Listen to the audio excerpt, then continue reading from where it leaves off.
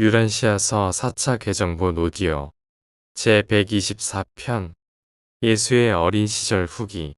비록 예수가 갈릴리보다 알렉산드리아에서 더 나은 교육 기회를 누렸을지 모르지만 최소한의 교육적 지도로 자신의 삶의 문제를 해결할 수 있는 훌륭한 환경을 누리는 동시에 문명 세계 각지에서 온 수많은 남녀 계층과 끊임없이 접촉할 수 있는 큰 이점을 누릴 수는 없었을 것이다.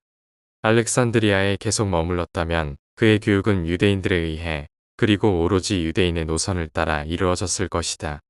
나사렛에서 그는 이방인을 이해할 수 있는 교육을 받았고 동방 또는 바벨론과 서방 또는 헬라 신학의 상대적 장점에 대해 보다 균형 잡힌 생각을 가질 수 있는 훈련을 받았기 때문에 히브리 신학을 더 잘 이해할 수 있었다. 예수가 9살 되던 해 서기 3년 예수가 심각히 아팠다고 할 수는 없지만 어린 시절의 형제, 여동생과 함께 잔병 치레를 한 적이 있다.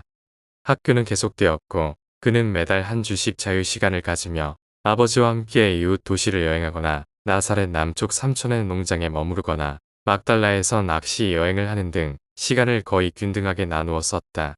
학교에서 가장 심각한 문제가 발생한 것은 늦겨울에 예수가 모든 형상, 그림은 본질적으로 우상 숭배라는 가르침에 대해 하잔에게 감히 이견을 내밀 때였다. 예수는 풍경을 그리는 것을 좋아했고 토기로 다양한 사물을 모형으로 만드는 것을 좋아했다.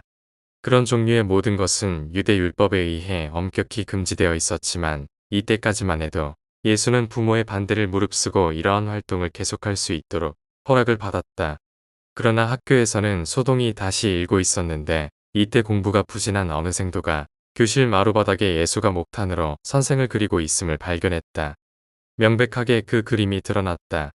한 위원회가 요셉을 호출하고서 맏아들이 율법을 무시하는 성향을 막으려고 무슨 조치를 취해야 한다고 요구하러 가기 전에 여러 장로가 그것을 보았다. 요셉과 마리아의 아들, 재능이 있고 적극적인 아이가 한 일에 대하여 그들에게 불평이 들어온 것은 이번이 처음이 아니었지만 이것은 지금까지 받은 비난 가운데 가장 심각하였다. 예수는 바로 뒷문 바깥에 큰 바위 위에 앉아서 그의 예술적 노력을 비난하는 말에 얼마 동안 귀를 기울였다. 그가 잘못을 저질렀다는 주장 때문에 그들이 아버지를 비난하는 것을 분개하였다. 그래서 씩씩하게 안으로 걸어 들어가서 비난하는 사람들과 겁없이 맞섰다. 장로들은 혼란에 빠졌다. 어떤 사람들은 그 사건을 유머러스하게 보는 경향이 있는 반면 한두 사람은 그 소년이 신성모독까지는 아니라도 거룩한 것을 무시한다고 생각하는 듯했다. 요셉은 어찌할 바를 몰랐고 마리아는 분개했지만 예수는 말할 기회를 달라고 했다. 그는 하고 싶은 말을 했고 용감히 자기의 관점을 변호했다.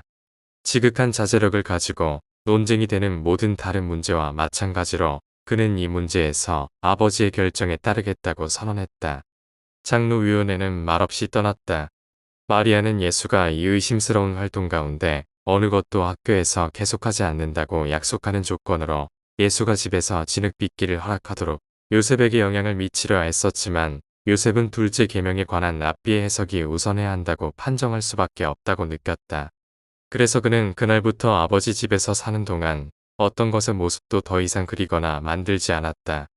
그러나 자기가 한 일이 잘못이라고 확신하지 않았고 매우 좋아하는 그러한 오락을 포기하는 것은 어린 시절의 큰 시련 중에 하나였다. 6월 하순, 예수는 아버지와 함께 처음으로 타볼산 정상에 올랐다. 맑은 날이어서 경치가 정말 좋았다. 9살 소녀는 인도, 아프리카, 로마를 제외한 전 세계를 바라보는 것 같았다. 예수의 둘째 여동생 마르다가 9월 13일 목요일 밤에 태어났다. 마르다가 태어난 지 3주 후 잠시 집에 있던 요셉은 집의 작업실을 겸한 침실을 증축하기 시작했다. 예수를 위한 작은 작업대가 만들어졌고 처음으로 자신만의 도구를 갖게 되었다. 그는 수년 동안 이 작업대에서 일하면서 멍에를 만드는데 매우 능숙해졌다. 이해 겨울과 이듬해 겨울은 나사렛에서 몇십 년 만에 가장 추웠다. 예수는 산에서 눈을 본 적이 있었고 이전에 몇 번이나 나사렛에 눈이 왔는데 잠시만 땅에 남아 있었다. 이번 겨울이 되어서야 그는 얼음을 보았다. 물이 고체, 액체, 증기로 존재할 수 있다는 사실과 끓는 냄비에서 빠져나가는 증기에 대해 오랫동안 고민했던 소녀는 물리적 세계와 그 구성에 대해 많은 생각을 하게 되었다. 이 성장하는 청년에게 나타난 퍼스널러티는 한 방대한 우주에 걸쳐 이 모든 것을 실제로 창조하고 조직한 분이었다. 나사렛의 기후는 혹독하지 않았다. 1월은 가장 추운 달로 평균 기온이 10도 정도였고 가장 더운 7에서 8월에는 24도에서 32.2도까지 기온이 오르내렸다. 팔레스타인의 기후는 산악지대에서 요르단과 사해계곡에 이르기까지 혹한에서 혹서까지 다양하게 분포되어 있었다. 따라서 유대인들은 전 세계의 모든 다양한 기후에서 살 수 있는 준비가 되어 있었다. 심지어 가장 더운 여름철에도 보통 오전 10시부터 오후 10시까지 서쪽에서 시원한 바닷바람이 불었지만 때때로 동쪽 사막에서 불어오는 엄청난 더운 바람이 팔레스타인 전역에 불어오곤 했다. 이 뜨거운 바람은 보통 우기가 끝날 무렵인 2월과 3월에 찾아왔다. 그 당시에는 11월부터 4월까지 상쾌한 소나기가 내렸지만 꾸준히 비가 내리지는 않았다. 팔레스타인에는 여름과 겨울, 건기와 우기라는 두 계절만 있었다. 1월에 꽃이 피기 시작했고 4월 말에는 온 땅이 하나의 광활한 꽃밭이 되었다. 그해 5월, 삼촌의 농장에서 예수는 처음으로 곡식 수확을 도왔다. 13살이 되기 전에는 나사렛 주변에서 대장장이 이를 제외한 남녀가 하는 거의 모든 일에 대해 알아냈고 아버지가 돌아가신 뒤에는 대장간에서 몇 달간 일하기도 했다. 일과 카라반 여행이 한가했던 시절 예수는 아버지와 함께 인근에 가나 엔돌, 나인을 여행하거나 사업차 여러 번 여행했다. 어린 시절에도 나사렛에서 북서쪽으로 4.8km 조금 넘게 떨어진 세포리스를 자주 방문했고 기원전 4년부터 서기 25년경까지는 갈릴리의 수도이자 헤롯 안티파스의 거주지 중 하나였던 갈릴리도 자주 방문했다. 예수는 계속하여 신체적, 지적, 사회적, 영적으로 성장하였다. 집을 떠나는 여행은 자신의 가족을 더욱 큰 나량으로 이해하는 데 도움이 되었고 이때가 되어서는 부모조차 그를 가르치기도 했지만 그로부터 배우기 시작했다. 예수는 소년기에도 독창적으로 생각하는 사람이요 능숙한 선생이었다. 그는 이른바 구전율법과 항상 견해가 달랐지만 언제나 집안 풍습에 적응하려고 애썼다. 같은 또래의 아이들과 꽤 잘 어울렸으나 그들의 머리가 더디게 돌아가는 것에 가끔 실망했다. 그는 10살이 되기 전에 7명의 소년들의 리더가 되었는데 이들은 보다 많은 것을 습득한 훌륭한 어른이 신체적, 지적, 종교적으로 될 인품을 장려하는 모임이었다. 이 소년들에게 예수는 체육에 관련된 많은 새로운 게임들과 다양하게 즐길 수 있는 개량된 방법들을 소개하였다. 이 10살 되던 해 서기 4년 7월 5일 그달의 첫 안식일에 아버지와 함께 시골길을 걷는 동안에 예수는 일생의 특별한 사명을 자각하는 듯한 느낌과 생각을 처음으로 표현했다. 요셉은 아들의 중대한 말을 주의 깊게 들었지만 거의 입을 열지 않았고 아무런 정보도 주지 않았다. 다음날 예수는 어머니와 비슷하지만 더 긴 대화를 나누었다. 마리아도 마찬가지로 아들의 말에 귀를 기울였지만 어떤 정보도 주지 않았다. 예수가 자신의 퍼스널러티의 본성과 땅에서의 사명에 대한 성질에 관련하여 자신의 의식 안에서 점점 커지는 것과 관련하여 그의 부모에게 다시 말하기 전까지 거의 2년이 지났다. 그는 8월에 회당의 상급 학교에 진학했다. 그는 학교에서 끊임없이 질문을 던지며 문제를 일으켰다. 점점 더 그는 모든 나사렛 사람들을 소란스럽게 만들었다. 부모는 소란을 일으키는 이 질문들을 멈추게 하기 싫었고 담임교사는 이 소년의 호기심과 통찰력, 지식에 대한 갈망에 큰 흥미를 느꼈다. 예수의 놀이 친구들은 그의 행동에서 초자연적인 것을 보지 못했다. 대부분에서 그는 거의 그들과 같았다. 공부에 대한 관심은 평균이 넘었지만 완전히 특이한 것은 아니었다. 그는 학교에서 반의 다른 학생들보다 더 많은 질문을 했다. 아마도 그의 가장 특이하고 뛰어난 특성은 자신의 권리를 위해 싸우려 하지 않는 점이었다. 또래에 비해 매우 잘 발육된 소년이었기 때문에 불공평한 처사나 인신공격을 받을 때에도 자신을 방어하려 하지 않는 것이 놀이 친구들에게 이상하게 보였다. 우연하게도 이런 특성으로 인해 큰 고통을 겪지 않았는데 1살 위인 이유 소년 야곱과 친구였기 때문이었다. 야곱은 요셉의 사업 동료였던 석공의 아들이었다. 야곱은 예수를 매우 존경했고 육체적 싸움을 싫어하는 예수에게 누구도 함부로 대할 수 없도록 하는 것을 자신의 일로 삼았다. 더 나이 많고 철없는 소년들이 예수가 온순하다는 평판을 믿고 여러 번 공격했지만 자칭 보호자로 항상 준비된 방어자인 석공 야곱의 손에서 언제나 신속하고 확실한 응징을 받았다. 예수는 당대와 세대의 높은 이상을 대변하는 나사렛 아이들 사이에서 일반적으로 인정받는 지도자였다. 그는 공평했을 뿐만 아니라 애정어리고 이해심 많은 분별 있는 연민을 가진 심성을 가졌기 때문에 어린 친구들에게서 사랑을 받았다. 이에 예수는 자신보다 더 나이 든 사람들과 어울리는 것을 뚜렷이 좋아하는 성향을 보였다. 그는 윗사람들과 문화, 교육, 사회, 경제, 정치, 종교에 대해 이야기하는 것을 즐겼고 그의 깊이 있는 추론과 예리한 관찰력은 성인 동료들을 매료시켜 항상 기꺼이 그와 함께 시간을 보냈다. 그가 집을 부양할 책임을 지게 될 때까지 예수는 자기보다 나이를 더 먹고 지식이 많은 사람들을 더 좋아하는 성향을 보였는데 부모는 예수가 자기 또래나 비슷한 나이의 아이들과 어울리도록 끊임없이 그를 설득하려 했다. 같은 해 말, 그는 삼촌과 함께 갈릴리 바다에서 2달 동안 낚시 체험을 했는데 매우 성공적이었다. 성인이 되기 전에 그는 솜씨 좋은 어부가 되었다. 신체의 발달은 계속되었다. 학교에서는 상급에 속하고 특혜를 받는 학생이었다. 그는 집안 나이들 중에서 바로 및 동생보다 3살 반 더 나이 먹은 이점이 있었기 때문에 어린 남동생 여동생들과 함께 썩 잘 어울렸다. 예수는 나사렛에서 평판이 좋았고 다만족 무둔한 어떤 아이들의 부모는 예수가 너무 건방지며 적절히 겸손하지 않고 아이답지 않다고 자주 말했다. 예수는 어린 친구들의 놀이 활동을 더욱 진지하고 살을 깊은 방향으로 이끌려는 경향을 차츰 나타냈다. 그는 타고난 선생이었고 놀이에 열중하고 있다고 생각된 때조차 그런 태도를 자제할 수가 없었다. 요셉은 일찍부터 예수에게 다양한 생계수단에 대해 가르치기 시작했고 공업과 무역보다 농업의 장점을 설명했다. 갈릴리는 유대보다 더 아름답고 번영하는 지역이었으며 예루살렘과 유대에 비해 생활비가 4분의 1밖에 들지 않았다. 갈릴리는 농사짓는 마을과 번성하는 산업도시들이 있는 지방이었고 인구가 5천이 넘는 마을이 200이 넘고 1만 5천이 넘는 도시가 30이나 있었다. 갈릴리 호수에 있는 고기잡이 산업을 살펴보려고 아버지와 처음 여행 갔을 때 예수는 어부가 되려고 거의 마음먹었다. 그러나 나중에 아버지의 직업과 가까이 한 것이 그에게 목수가 되도록 영향을 미쳤고 그 후에 여러 가지 영향이 섞여 마지막에는 새로운 체제의 종교 선생이 되는 선택으로 이끌었다. 11살 되던 해 서기 5년 이에넨의 소녀는 아버지와 함께 집을 떠나 여행을 계속했지만 삼촌의 농장을 자주 방문하고 가끔 막달라에 가서 그 도시 근처에 본부를 둔 삼촌과 함께 낚시를 하기도 했다.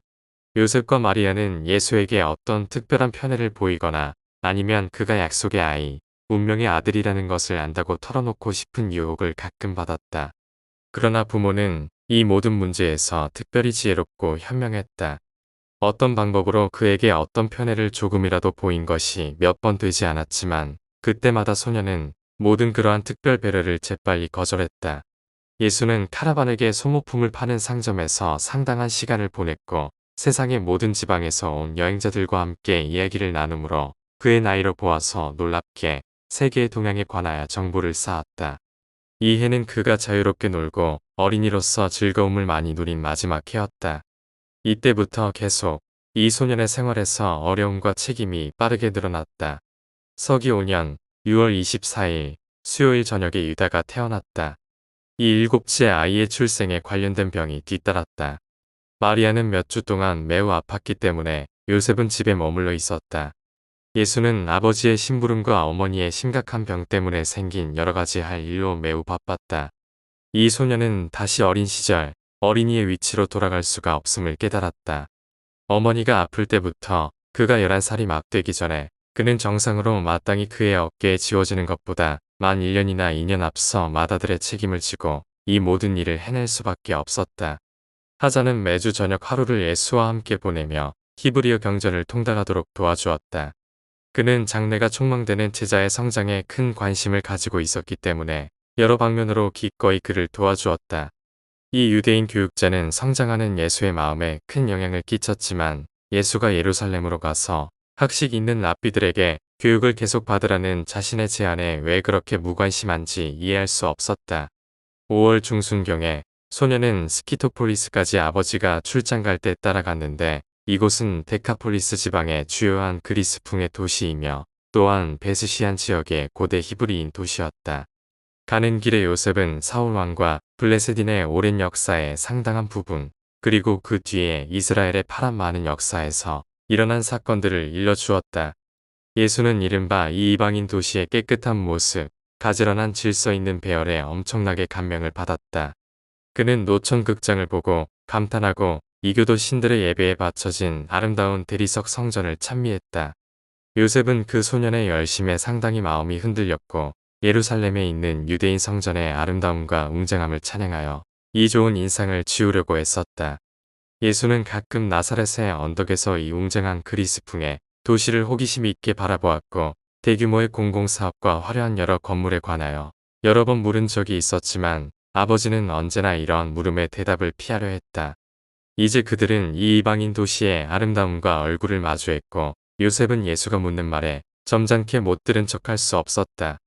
그때 마침 대중에게 공개적으로 매년 열리는 데카폴리스의 그리스 도시들 간의 신체 능력 경쟁 게임이 스키토폴리스 원형극장에서 진행되고 있었다. 예수는 아버지에게 경기를 보러 데려가 달라고 졸랐고 너무 졸라서 요셉은 거절하기가 어려웠다. 소녀는 여러 경기를 보고 흥분했고 사람들이 신체의 발육과 운동 기술을 전시하는 정신에 아주 흠뻑 젖었다. 예수가 이 허용에 찬 이방인의 전시를 보는 동안 요셉은 아들이 열심에 빠진 것을 지켜보고 말할 수 없이 충격을 받았다. 경기가 끝난 뒤에 예수가 이 여러 경기가 좋다고 인정하면서 야외에서 건전한 신체 활동을 하여 이렇게 이득을 얻을 수 있다면 나사렛의 젊은이들에게 좋을 것이라고 제안하는 것을 들었을 때 요셉은 일생 최대의 충격을 받았다. 요셉은 그러한 관습이 어떻게 나쁜지 예수와 함께 오랫동안 열심히 이야기했지만 소년이 납득하지 않았음을 잘 알았다. 아버지가 자기에게 성난 것을 예수가 꼭 한 번 본 것은 그날 밤 여인 속에서 그들의 방에서 토론하던 중에 소년이 유대인 사상의 경향을 아주 까마득하게 잊고서 집으로 돌아가 나사렛에서 원형 경기장을 짓기 위해 일하자고 제안했을 때였다. 맏아들이 유대인답지 않게 그런 감정을 표시하는 것을 들었을 때 요셉은 평상시의 차분함을 잊어버리고 예수의 어깨를 움켜잡고 성이 나서 소리를 질렀다. 아들아, 내가 살아있는 동안 그런 나쁜 생각을 입 밖에 내는 것을 다시는 듣고 싶지 않다. 예수는 아버지의 감정 표현에 깜짝 놀랐다. 전에는 아버지가 분개하여 직접적으로 따끔하게 야단치는 것을 결코 느낀 적이 없었다. 그는 말할 수 없이 놀라고 충격을 받았다. 단지 이렇게 대답했다. 좋아요 아버지, 그렇게 하지요. 아버지가 살아계신 동안 소녀는 그리스풍의 경기와 기타 체육 활동을 비치는 말을 다시는 조금도 꺼내지 않았다. 나중에 예수는 예루살렘에서 그리스 원형 극장을 보고 유대인의 관점에서 그러한 것들이 얼마나 혐오스러운지 알게 되었다. 그런데도 일생을 통해서 내내 그는 자신의 계획에 그리고 유대인의 풍습이 허락하는 한 12사도를 위하여 후일의 정규활동 계획에 건전한 오락관념을 소개하려고 애썼다. 11살 해가 끝날 무렵 예수는 활기차고 잘 성장했으며 적당히 유머러스하고 상당히 명랑한 소년이었지만 이해부터 그는 점점 더 깊은 명상과 진지한 묵상에 독특한 시간을 보냈다. 그는 가족에 대한 의무를 다하는 동시에 세상에 대한 선교의 부름에 순종하는 방법에 대해 많은 생각을 하게 되었고 이미 자신의 사명이 유대 민족의 복지에만 국한되어서는 안 된다는 생각을 하고 있었다. 사흘 12살 되던 해, 서기 6년. 이 해는 예수의 생애에서 다사다난한 해였다. 그는 학교에서 계속 발전하고 자연에 대한 연구에 지칠 줄 몰랐으며 점점 더 인간이 어떻게 생계를 유지하는지에 대한 연구에 몰두했다. 그는 집에 있는 목공소에서 정기적으로 일하기 시작했고 유대인 가정에서는 매우 이례적으로 자신의 수입을 스스로 관리할 수 있게 되었다. 이 해에 그는 가족에게 그러한 문제를 비밀로 유지하는 지혜도 배웠다. 그는 자신이 마을에서 문제를 일으킨 방식에 대해 자각하게 되었고 그 이후로는 동료들과 다르게 보일 수 있는 모든 것을 감추는데 점점 더 신중해졌다. 이해 동안 그는 자신의 임무의 본질에 대해 실제적인 의심은 아니더라도 많은 불확실한 시기를 겪었다. 그의 타고난 인간 마인드는 아직 자신의 이중적 본성의 실체를 완전히 파악하지 못했다. 그가 한 퍼스널러티를 지녔다는 사실은 바로 그 퍼스널러티와 결합된 본성의 구성 요소들이 이중 기원을 가졌다는 것을 인식하기 어렵게 만들었다. 이때부터 그는 형제자매들과 더욱 잘 어울리게 되었다. 그는 점점 더 재치 있고 항상 그들의 복지와 행복을 동정하고 배려했으며 공생애가 시작될 때까지 그들과 좋은 관계를 유지했다. 좀 더 솔직하게 말하자면 그는 야고보, 미리암, 그리고 아직 태어나지 않은 두 자녀인 아모스와 룻과 가장 잘 지냈다. 그는 항상 마르다와도 잘 지냈다. 그가 가정에서 겪은 문제는 주로 요셉과 유다, 특히 유다와의 마찰에서 비롯된 것이었다. 요셉과 마리아가 신성과 인성을 겸비한 전례 없는 아들을 양육하는 것은 힘든 체험이었지만 그들은 부모의 책임을 충실하고 성공적으로 수행한 것에 대해 큰 공로를 인정받을 만하다. 예수의 부모는 점점 더 이 맏아들 안에 초인적인 존재가 있다는 것을 깨달았지만 이 약속의 아들이 이 지역 사물과 존재의 우주를 실제로 창조하신 분이라는 사실은 꿈에도 생각하지 못했다. 요셉과 마리아는 아들 예수가 실제로 필사의 몸으로 육신화한 우주 창조주라는 사실을 전혀 알지 못한 채 살다가 죽었다. 이해 예수는 그 어느 때보다 음악에 더 많은 관심을 기울였고 형제자매들을 위한 가정학교에서 가르치는 것을 계속했다. 이 무렵 예수는 자신의 사명의 본질에 대한 요셉과 마리아의 관점 차이를 예민하게 의식하게 되었다. 그는 부모님의 서로 다른 의견에 대해 많은 고민을 했고 그가 깊이 잠들었다고 생각되었을 때 가끔 부모가 의논하는 것을 들었다. 점점 더 그는 아버지의 견해에 기울어졌고 어머니는 아들이 자신의 인생 진로와 관련된 문제에서 점차 자신의 지도를 거부하고 있다는 사실을 깨닫고 상처를 받을 수밖에 없었다. 그리고 몇 년이 지나면서 이러한 이해의 차이는 더욱 커졌다. 마리아는 점점 더 예수 사명의 중요성을 이해하지 못했고 이 좋은 어머니는 자신이 가장 사랑하는 아들이 자신의 기대를 충족시키지 못하여 점점 더 상처를 받았다. 요셉은 예수의 사명이 영적 성질을 가졌다는 것을 차츰 더 믿었다. 다른 더 중요한 이유가 아니었다면 땅에서 예수의 자신 수요에 대한 요셉의 관점이 실현되는 것을 그가 살아서 볼 수 없었던 것은 유감스러운 듯하다. 12살이 되던 학교 마지막 해에 예수는 집에 들어가거나 나올 때마다 문설주에 못 박힌 양피지 조각을 만지고 그 양피지에 닿은 손가락에 입맞춤하는 유대인의 관습에 대해 아버지에게 항의했다. 이 의식의 일부는 주께서 우리가 나가는 것과 들어오는 것을 지금부터 영원토록 보호하실 것입니다. 라고 말하는 것이 관례였다. 요셉과 마리아는 예수에게 형상을 만들거나 그림을 그리지 말아야 하는 이유를 반복해서 설명하면서 그러한 창조물이 우상 숭배의 목적으로 사용될 수 있다고 설명했다. 예수는 비록 형상과 그림에 대한 그들의 금지를 완전히 이해하지 못했지만 일관성에 대한 높은 개념을 가지고 있었기 때문에 아버지에게 문설주에 대한 습관적인 순종이 본질적으로 우상 숭배적이라는 점을 지적했다. 그리고 요셉은 예수가 이렇게 지적한 뒤에 양피지를 떼어냈다. 시간이 지나면서 예수는 가족 기도와 기타 관습과 같은 종교적 형식의 관습을 수정하기 위해 많은 일을 했다. 나사렛 회당은 유명한 나사렛 선생인 요새의 예로 볼 수 있는 자유주의 라피 학파의 영향 아래 있었기 때문에 그러한 많은 일들이 가능했다. 이 시기와 그 다음 2년 동안 예수는 종교적 관습과 사회적인 예절에 대한 자신의 개인적인 견해를 부모의 확립된 신념에 맞추기 위해 끊임없이 노력한 결과 큰 정신적 고통을 겪었다. 그는 자신의 신념에 충성하려는 충동과 부모에게 성실하게 복종하라는 양심적인 훈계 사이에 갈등으로 혼란스러웠으며 그의 가장 큰 갈등은 그의 젊은 시절 마음속에 가장 큰 두 가지 명령 사이에서 일어났다. 하나는 진리와 의에 대한 가장 높은 신념의 명령에 충성하라는 것이었다. 다른 하나는 내 아버지와 어머니를 공경하라. 왜냐하면 그들은 너에게 생명을 주고 양육하기 때문이다. 그러나 그는 개인적 신념에 대한 충성과 가족에 대한 의무 사이에서 매일 필요한 조정을 해야 하는 책임을 회피하지 않았으며 개인적 신념과 가족의 의무를 충성, 공정성, 관용, 사랑에 기반한 집단 결속의 훌륭한 개념으로 조화롭게 만드는 만족감을 얻었다. 온 13살 되던 해 서기 7년 이 해의 나사렛 소년은 소년기에서 청년기로 넘어갔다. 그의 목소리가 변하기 시작했고 몸과 마인드의 다른 특징들이 성인의 상태가 다가오고 있음을 증명해 주었다. 서기 7년 1월 9일 일요일 밤 아기 남동생 아모스가 태어났다. 유다는 아직 2살도 되지 않았고 아기 여동생인 룻은 아직 태어나지 않았으므로 예수는 다음 해에 그의 아버지가 우연히 사망했을 때 그를 돌봐야 할 많은 어린 형제자매들이 있었음을 알 수 있다. 예수가 인간을 계몽하고 하나님의 계시를 위해 이 땅에서 사명을 수행할 운명이라는 것을 인간적으로 확신하게 된 것은 2월 중순 무렵이었다. 이 소년의 마음속에는 중대한 결정과 광범위한 계획들이 형성되고 있었으며 겉으로 보아서 그는 나사렛의 평범한 유대 소년이었다. 모든 네바돈의 지적 생명체들은 이 모든 것이 이제 청소년이 된 목수의 아들의 생각과 행동 속에서 펼쳐지는 것을 넋을 잃고 경탄하며 지켜보았다. 서기 7년 3월 20일 첫 번째 주일날의 예수는 나사렛 회당과 연계된 지역 학교에서 훈련 과정을 마쳤다. 이는 모든 야망이 있는 유대 가문에 있어 중요한 날로 첫 아들이 계명의 아들로 선언되고 이스라엘의 주 하나님께서 구속하신 첫 아들, 지극히 높으신 자의 자녀이자 모든 땅의 주님의 종으로 인정받는 날이었다.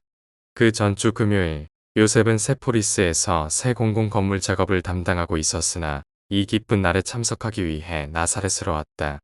예수의 스승은 총명하고 부지런한 학생이 어떤 특별한 생애, 어떤 탁월한 사명을 타고났다고 굳게 믿었다. 전통을 따르지 않는 예수의 성향 때문에 온갖 문제가 있었는데도 장로들은 소년을 매우 자랑스럽게 여겼고 이름난 히브리 학원에서 교육을 계속할 수 있도록 그를 예루살렘에 보낼 계획을 이미 세우기 시작했다. 예수는 때때로 논의되는 이러한 계획들을 들으면서 자신이 결코 예루살렘에 가서 랍비들과 함께 공부하지 않을 것이라는 확신을 점점 더 갖게 되었다. 그러나 그는 곧 일어날 비극을 전혀 예상하지 못했다. 이 비극은 그로 하여금 5명의 형제와 3명의 자매, 그리고 어머니와 자신을 포함한 대가족의 지원과 방향을 책임지게 됨으로써 이러한 계획들이 모두 포기될 것이었다. 예수는 이 가족을 양육하는 과정에서 아버지 요셉보다 더 크고 긴 체험을 하게 되었다. 그는 자신이 세운 기준에 맞추었다. 이 가족은 갑작스레 슬픔에 빠지고 예상치 못한 상실을 겪게 되면서 예수는 지혜롭고 인내하고 이해하면서 효과적인 교사이자 맏형으로서 이 가족, 그의 가족을 돌보게 되었다. 예루살렘으로 가는 여행. 예수는 이제 청년의 문턱에 도달하고 회당 학교를 공식적으로 졸업한 상태였으며 부모님과 함께 예루살렘으로 가서 첫 번째 유월절 축제에 참여할 자격을 갖추었다. 그의 유월절 축제는 서기 7년 4월 9일 토요일에 열렸다. 상당한 인원이 나사렛을 떠나기 위해 4월 4일 월요일 아침에 준비를 마쳤다. 그들은 남쪽으로 사마리아를 향해 여행을 시작했지만 예즈릴에 도착하자 동쪽으로 방향을 틀어 길르앗 산을 돌아 요단 계곡으로 들어갔다. 이는 사마리아를 통과하지 않기 위해서였다. 요셉과 그의 가족은 야곱의 우물과 베델을 지나 사마리아를 통과하는 것을 즐겼겠지만 유대인들이 사마리아 사람들과 거래하는 것을 싫어했기 때문에 그들은 이웃들과 함께 요단 계곡을 경유하기로 결정했다. 두려움의 대상이었던 아켈라우스는 폐위되었고 예수를 예루살렘으로 데려가는데 두려울 것이 거의 없었다. 헤롯이 베들레헴의 아기를 죽이려 한 지 12년이 지났고 이제 아무도 그 사건을 나사렛의 무명 소년과 연관지을 생각을 하지 않았다.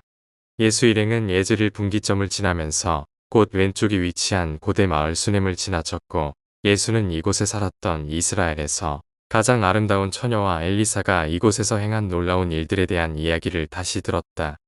예즈리를 지나면서 예수의 부모는 아합과 이세벨의 행적, 그리고 예후의 업적에 대해 이야기했다. 길르앗 산을 돌아가면서는 사울이 이 산의 언덕에서 생을 마감한 이야기, 다윗 왕, 그리고 이 역사적인 장소와 관련된 이야기들을 많이 나누었다. 길르앗 산 기슭을 돌면서 순례자들은 오른쪽에 위치한 그리스 도시 스키토폴리스를 볼 수 있었다. 그들은 멀리서 대리석 건축물들을 바라보았지만 이방 도시와 가까이 가는 것을 피했다. 이는 자신들이 예루살렘에서 열릴 다가오는 유월절의 엄숙하고 신성한 의식에 참여하지 못할 만큼 자신을 더럽히지 않기 위해서였다. 마리아는 요셉과 예수가 왜 스키토폴리스에 대해 언급하지 않는지 이해하지 못했다. 그녀는 그들이 전년도에 있었던 논쟁에 대해 알지 못했으며 이 사건을 그녀에게 드러내지 않았기 때문에 그 이유를 몰랐다. 이제 길은 곧 열대 요르단 계곡으로 이어졌고 곧 예수는 사이로 흘러내리는 반짝이는 물결과 함께 구불구불하고 끊임없이 굽이치는 요단강을 경이로운 시선으로 바라보게 될 것이다. 그들은 겉옷을 벗어 던지고 열대 계곡을 따라 남쪽으로 이동하며 풍성한 곡식밭과 분홍빛 꽃을 피운 아름다운 올리엔더를 감상했고 북쪽에는 눈 덮인 거대한 헤르몬산이 웅장하게 서서 역사적인 계곡을 내려다보고 있었다. 스키토폴리스 맞은편에서 3시간 조금 넘게 이동한 후 그들은 거품이 일어나는 샘물을 발견했으며 그곳 별이 빛나는 밤하늘 아래에서 텐트를 쳤다. 둘째 날 여정에서 그들은 동쪽에서 요단강으로 흘러드는 야복강을 지났고 이 강 계곡 동쪽을 바라보며 미디안 사람들이 이 지역으로 몰려와 땅을 정복했던 기드온의 시대를 회상했다. 둘째 날 여정이 끝날 무렵 그들은 요단 계곡이 내려다 보이는 가장 높은 산인 사르타바 산 기슭 근처에 텐트를 쳤는데 헤롯이 아내 중 한 명을 가두고 목이 졸린 두 아들을 묻은 그 정상에는 알렉산드리아 요새가 자리 잡고 있었다. 셋째 날에는 헤롯이 최근에 건설한 두 마을을 지나며 그 뛰어난 건축물과 아름다운 야자수 동산을 눈여겨보았다.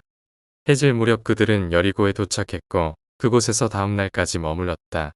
그날 저녁 요셉과 마리아, 예수는 유대 전통에 따라 예수의 이름을 딴 여호수아가 유명한 업적을 남긴 고대 여리고 유적지까지 2.4km를 걸어갔다. 넷째 날이자 마지막 날이 되어서 길은 순례자들의 행렬로 가득 찼다. 이제 그들은 예루살렘으로 이어지는 언덕을 오르기 시작했다. 정상에 가까워지자 요단강 건너편에 있는 산들과 사해의 잔잔한 물결 너머 남쪽으로 보이는 산들을 바라볼 수 있었다. 예루살렘으로 올라가는 중간쯤에 예수는 감람산 이후 그의 삶에서 많은 부분을 차지하게 될 지역을 처음으로 보게 되었고 요셉은 이 산등성이 너머에 거룩한 도시가 있음을 알려주었고 소년의 가슴은 곧 하늘 아버지의 도시와 집을 볼 수 있다는 기쁜 기대감으로 두근거렸다. 올리브산 동쪽 비탈에서 그들은 베단이라는 작은 마을 경계에서 잠시 쉬었다. 친절한 마을 사람들이 순례자들을 환대해 주었고 마침 요셉과 그의 가족은 예수와 비슷한 나이의 세 자녀 마리아, 마르다, 나사로를 둔 시몬의 집 근처에 머물렀는데 그들은 나사렛 가족을 초대해 다과를 대접했고 두 가족 사이에 평생의 우정이 싹텄다. 그 후 예수는 다사다난한 생애 동안 여러 번 이 집에 머물렀다. 그들은 계속 재촉하여 올리브산 정상에 올라섰고 예수는 처음으로 거룩한 도시와 화려한 궁전, 영감을 주는 아버지의 성전을 보았다. 예수는 생애 어느 때보다도 이 사흘 오후 올리브산에 서서 예루살렘을 처음 바라보았을 때처럼 순전히 인간적인 전율을 체험한 적이 없었다. 그리고 몇 년 후 같은 자리에 서서 마지막이자 가장 위대한 하늘의 스승이었던 또 다른 선지자를 거부하려던 도시를 바라보며 눈물을 흘렸다. 그러나 그들은 서둘러 예루살렘으로 향했다. 지금은 목요일 오후였다. 예루살렘에 도착해 성전을 지날 때 예수는 이렇게 많은 인파를 본 적이 없었다. 예수는 이 유대인들이 세상의 먼 곳에서 어떻게 이곳에 모였는지 깊이 생각했다. 곧 그들은 유월절 주간 동안 묵을 숙소로 미리 정해진 장소, 사가랴를 통해 요한과 예수의 초기 내력을 잘 알고 있는 마리아의 부유한 친척의 큰 집에 도착했다. 다음 날 그들은 유월절 안식일을 적절하게 기념할 준비를 마쳤다. 예루살렘 전체가 유월절을 준비하느라 정신이 없었지만 요셉은 아들이 2년 후 15세가 되자마자 학업을 재개할 수 있도록 마련된 학원을 방문하기 위해 시간을 내어 아들을 데리고 학교를 찾았다. 요셉은 예수가 이렇게 세심하게 세운 계획에 별다른 관심을 보이지 않는 것을 보고 정말 당황했다. 예수는 성전과 관련된 모든 예배 및 기타 활동에 깊은 감명을 받았다. 4살 이후 처음으로 성전을 방문한 예수는 자신의 명상에 너무 몰두한 나머지 많은 질문을 하지 못했다. 그러나 그는 아버지에게 하늘에 계신 아버지께서 왜 그렇게 많은 무고하고 힘없는 동물들을 도살해야 했는지에 대해 당황스러운 질문을 몇 가지 던졌다. 아버지는 소년의 얼굴 표정을 통해 자신의 대답과 설명 시도가 깊이 생각하고 예리하게 추리하는 아들에게 만족스럽지 않다는 것을 잘 알고 있었다. 유월절 안식일 전날에 영적 빛의 큰 물결이 예수의 필사 마인드를 휩쓸었고 고대 유월절 기념식을 축하하기 위해 모인 영적으로 눈이 멀고 도덕적으로 무지한 무리에 대한 애정 어린 연민이 그의 인간적인 마음을 넘쳐나게 채웠다. 이날은 하나님의 아들이 육신을 입고 보낸 가장 특별한 날 중 하나였으며 그 밤에 그의 땅의 경력에서 처음으로 임마누엘의 위임을 받은 셀빙턴에서 온 메신저가 그에게 나타나 이렇게 말했다. 때가 왔습니다. 이제 당신은 아버지의 일을 시작해야 할 때가 되었습니다. 그래서 나사렛 가족의 무거운 책임이 그의 젊은 어깨에 내려앉았을 때 이제 하늘의 메신저가 도착하여 13살도 안 된 이 소년에게 우주의 책임을 제기할 때가 왔다는 것을 상기시켜 주었다. 이것은 유란시아에 대한 아들의 수여가 완료되고 인간 신성한 얻기 위해 우주의 정부를 되돌려 놓게 되는 마침내 절정에 달한 긴 일련의 사건들 중에서 첫 번째 행위였다. 시간이 지나자 육신화의 신비는 우리 모두에게 점점 더 헤아릴 수 없는 것이 되었다. 우리는 이 나사렛 소년이 모든 네바돈의 창조자라는 사실을 거의 이해할 수 없었다. 지금도 우리는 동일한 창조자 아들의 영과 그의 파라다이스 아버지의 영이 인류의 혼과 어떻게 연합되는지도 이해하지 못한다.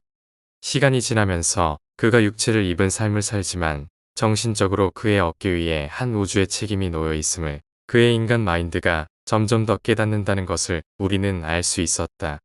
이렇게 나사렛 소년의 생활이 끝나고 점점 더 자의식이 강해지는 신성한 인간인 사춘기 청년의 이야기가 시작되는데 그는 이제 자신의 확장된 삶의 목적과 부모의 욕구, 가족 및 당대 사회에 대한 의무를 통합하려고 애쓰면서 자신의 세상 생애를 깊이 명상하기 시작했다.